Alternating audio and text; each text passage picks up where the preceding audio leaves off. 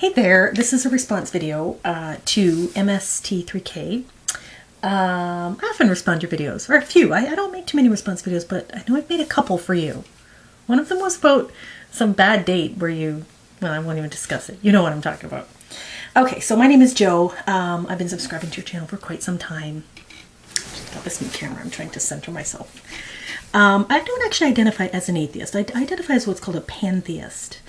And that would mean I believe that everything is God. A speck of dust is God, I'm God.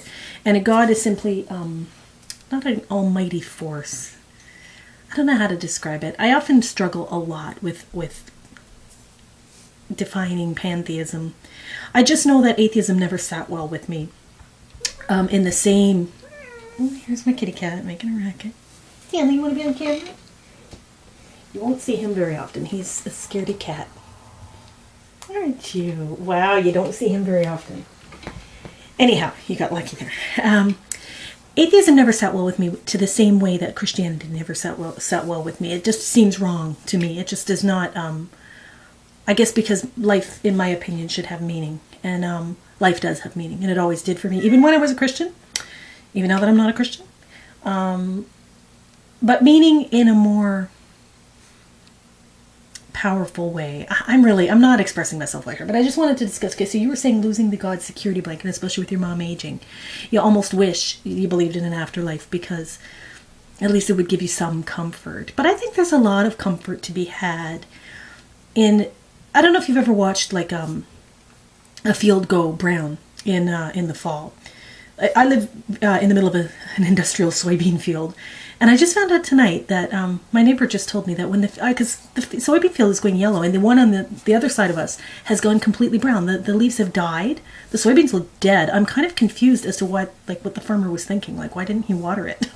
But she said no, they actually wait for it to go brown before they harvest it because it saves cost of drying it. I guess you have to pay to dry the soybeans, and I didn't know this. But if you ever watch fall and you watch things happen. See, I'm a nature buff. I guess that's what pantheism is. If you watch nature kind of take its course, I don't know, it's a beautiful thing. To me, aging is just like the leaves turning rust on a tree, or brown or red, I mean, there's a beautiful process that happens before death. And that is the autumn of life. And I'm not offended by that. I'm not freaked out by that. I mean, you can spend your whole life worried about winter. Interestingly, when I moved out to the country, I got an earful from a lot of people who said to me, oh, you're going to hate it in the winter. I moved here in March, okay? They didn't even let me enjoy the spring, the summer, nor the fall before they were like, oh, wait till you see the winter. You're going to hate the drive out there in the winter. And I just shake my head. I think, well, if that's how you live your life, focused on one of 4 seasons, then I can't really help you on that front. But I really do believe in seizing a moment and enjoying a moment and enjoying every day. Because, yeah, it's entirely possible and it's probable that when we're dead and gone. I believe the pantheistic way of thinking would be, not reincarnation specifically, but that things regenerate when, when the fields die off, they create the compost that helps with the next generation of soybeans or whatever. I'm not trying to convert you to pantheism. Far from it. I enjoy your atheist videos. I enjoy a lot of atheist videos because they really do, they're just, it's logical thought, and I'm a big fan of that because Christianity was so illogical. And I just really, there was another thing you mentioned in your video, and I just got this new video camera, and I can't stop it and then restart it and pick up where I left off because I don't have the utility to edit MP4s, which is how this video camera records. So maybe I might have to end it here. We'll see. I'm just looking at your video here, losing the God security blanket. Or you're talking about being single. I've been single for 10 years. I love it.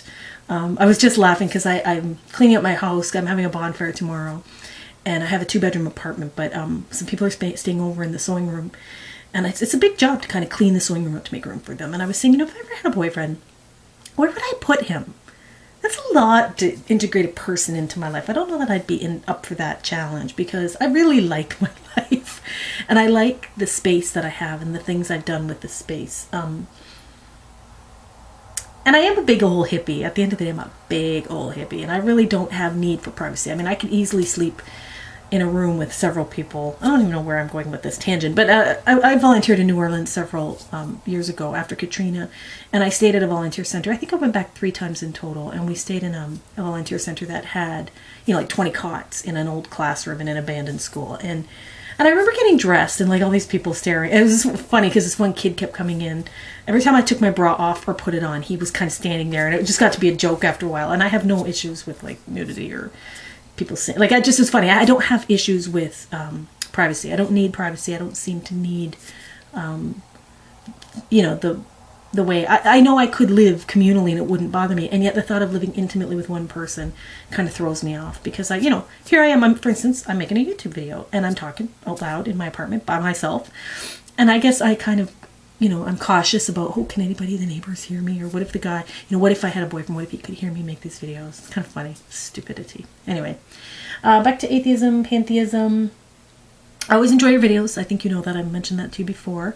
So I just wanted to let you know that. Always, you're on my subscription, so you always pop up every time you have a new video come out. And this one made me a little bit sad, I guess, because I do get it. I get that you can be, you know, feeling the loss of the comfort of the arms of Jesus, or whatever the hell. Even just that little speck of afterlife possibility, the loss of possibility. And I would argue that there is more possibility now. And it's almost better. It's better that you believe nothing and then you're pleasantly surprised. What if there is something, then you'd be pleasantly surprised. But if you believe in something, your whole life waiting on something that's never going to happen, it's stupid. Okay, I'm talking in circles now. Thanks again for all your stuff. Talk to you later. Bye-bye.